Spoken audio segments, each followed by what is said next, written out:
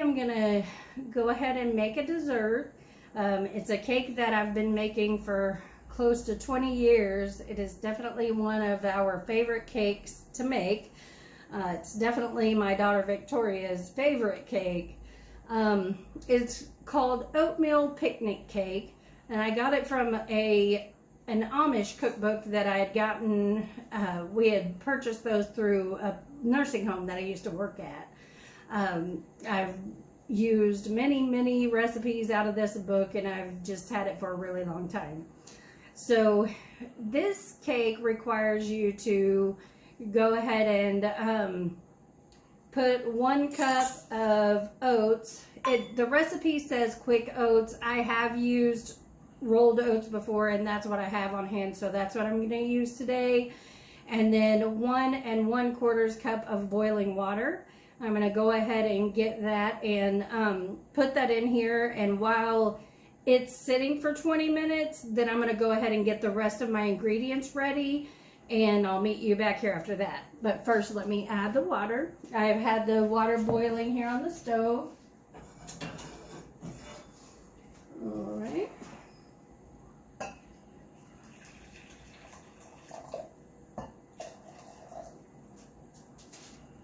All right, that's that 1 cup.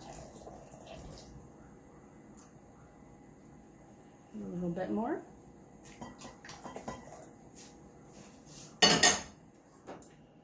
Okay, 1 cup and 1/4 of boiling water. So I'm going to add that and let it sit here and set while I get the rest of the ingredients for the cake together. All right, welcome back. It's been 20 minutes since I put the oats on to soak in the hot water, or the boiling water, I should say. And so it's time to go ahead and assemble the rest of the cake. Well, the batter, that is. All right, so in this bowl, I've got 1 cup of sugar and 1 cup of brown sugar. So what this cake is, as I stated, it's called an oatmeal picnic cake. I imagine that the reason it's called a picnic cake is because instead of having a frosting on top, it's got a kind of like a crunchy caramel coating that has coconut in it. So what you do is, once we bake the cake, we'll take it out, cook the sugar and milk on the stove, add the coconut, and then put it on top of the cake and put it back in and let it broil for 5 minutes. And so I suppose that's why it's called a picnic cake, because you could probably just easily take it on a picnic and not have to have it in the refrigerator and things like that. So the first time I made the cake, I noticed that the recipe didn't really tell you how to put it together or anything like that. So I just did it the best way I knew how to make a cake at the time. So I've got the sugar in here, and typically you would cream butter and sugar together. So that's what I did. Instead of butter in this recipe, though, there's a 1/2 cup of vegetable oil. I'm using canola, which will be just as good. It's still a flavorless oil. And then 2 eggs. You could do this in a mixer easily, and I do a lot of times go ahead and do it in the mixer, but I figured I'd go ahead and mix this one up by hand because it is a fairly simple cake. It's not going to be real hard to make here. So I mix that up.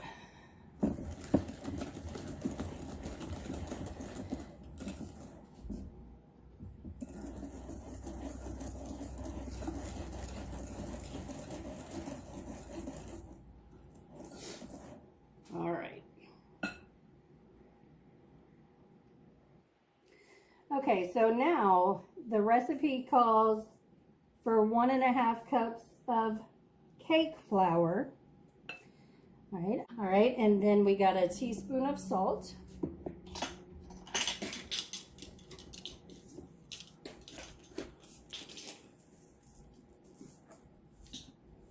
There, I'll just put it in on top of the flour. And then we have a teaspoon of baking soda.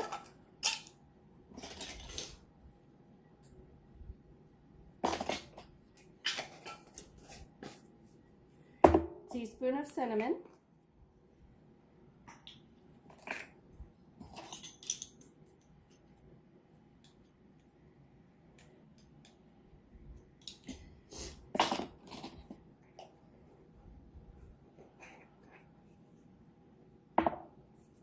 And believe it or not, that's it. Well, no, I lied. That's not it. So we also need to add the oats that we had soaking. So I'm going to go ahead and see they just turn into like a mass. So that actually is why it doesn't really matter if I had the quick cook oats or not, because it all just kind of melds in together anyway. So I'm going to switch this whisk out here for the spatula. And so I'm just going to go ahead and mix this up. It goes a lot faster in the KitchenAid, but that's okay. I'm not in a big hurry. So a lot of times when I make this recipe, I double it because it's not a real big cake. It only has 1.5 cups of flour in it, so that tells you that it's not going to be real big. It's also not very healthy because it's got 2 cups of sugar in it, but I'm telling you, it is worth it. This is one of the best cakes that I've ever had. I absolutely love it.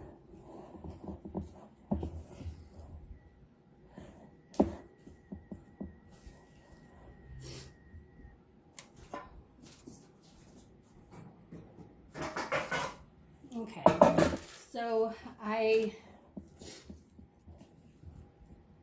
definitely recommend making this in a metal pan. A lot of times I'll make make my cakes in a glass Pyrex pan that has a lid, and that way I don't have to worry about, you know, covering it with foil and things like that. Since this one is going back into the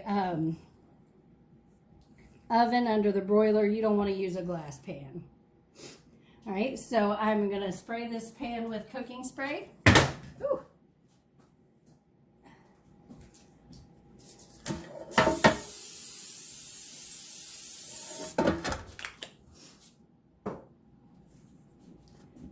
Now I'm going to pour my batter in.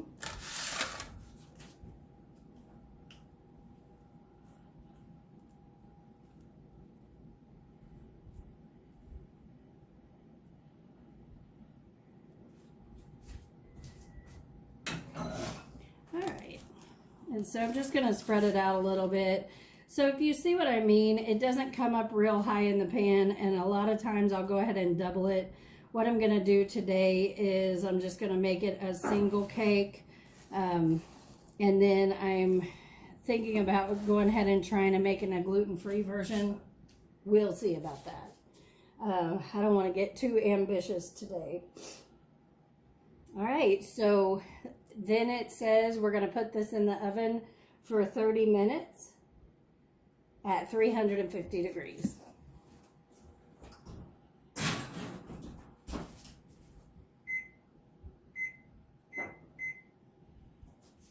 Okay, and so while that's in there, I'm going to go ahead and get the ingredients in a saucepan for the topping, so that when the cake's done, all I got to do is turn this on, let it come to a bubble, add the coconut, and then put it on the cake. So what the topping is 1 cup of brown sugar. I'm going to go ahead and get that.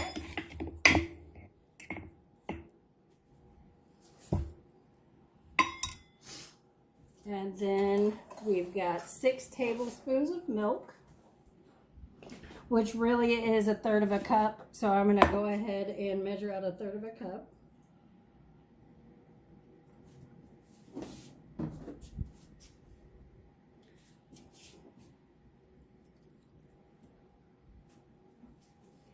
And then 2 tablespoons of butter.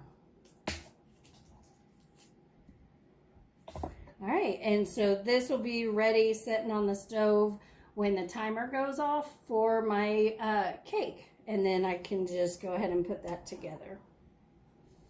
I'll meet you back here in 30 minutes.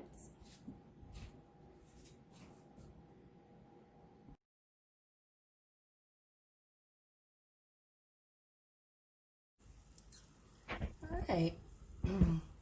All right, I've gotten the cake out of the oven and tested it with a toothpick, and it's done. So I turned on the topping here.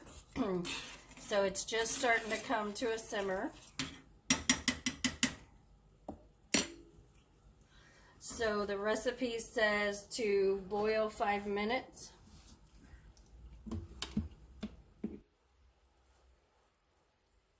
So as soon as it comes to a boil, I'm going to time that at 5 minutes, and then we'll be ready to go.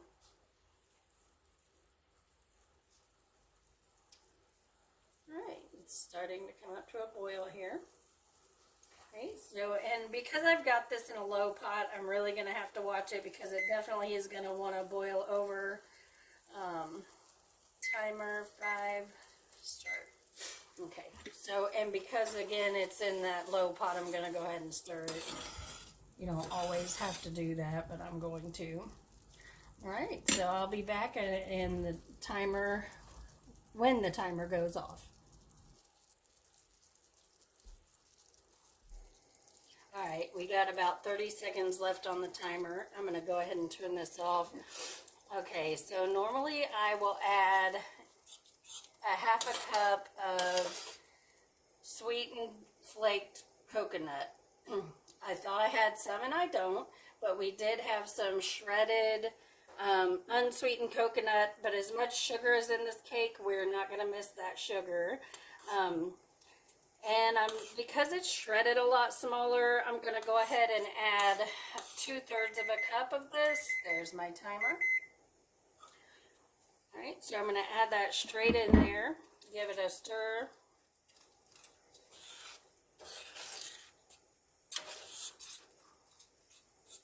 So the recipe calls for a half a cup of coconut and a half a cup of nuts. We're not doing nuts today. So I decided to go ahead and just do a little bit of extra coconut. All right, so I am going to pour this over the top, and then I'm just going to spread.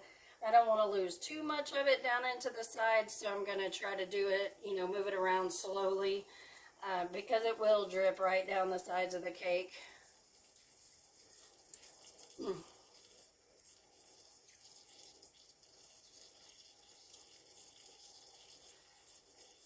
Just give it a little second to soak in before I, just go gung-ho pouring it all in there.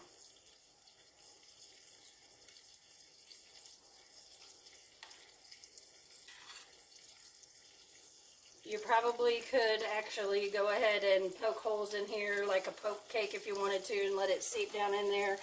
But where we're going to put it under the broiler, we kind of want that extra topping on top.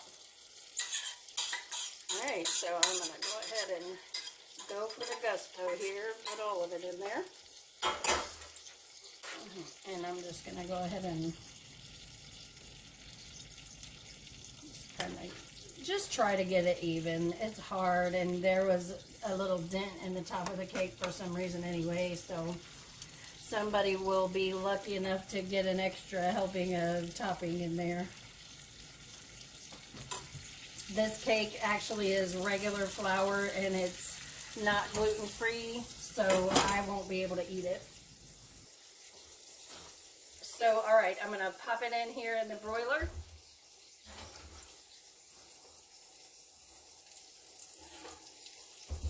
And the time on that says 5 minutes. Alright, so while I was waiting for the cake to bake, I went ahead and made a gluten-free version. It's the first time I've ever made it. The only substitution I made in here was gluten-free flour instead of regular all-purpose flour. So, and I baked it in a smaller pan just so we would know for sure. The cake is not vegan, but it is gluten-free, and I am going to go ahead and make a vegan topping for it. So the only thing in here, in the cake that is not vegan is the eggs. Some of the vegans are a little bit more strict around here, and some are a little more lax. So what I have in here is instead of the 1 cup of brown sugar, 6 tablespoons of milk, and 2 tablespoons of butter, I have 1 cup of brown sugar and a 1/2 cup of Smart Balance spread. So I'm going to go ahead and let that come to a boil. Let that go ahead and simmer up for 5 minutes. And then I'm going to go ahead and add the coconut to that as well. All right, I'll be back when the timer goes off. I'll go ahead and set that for 5 minutes. All right, I just pulled the cake out of the oven. It's still bubbling.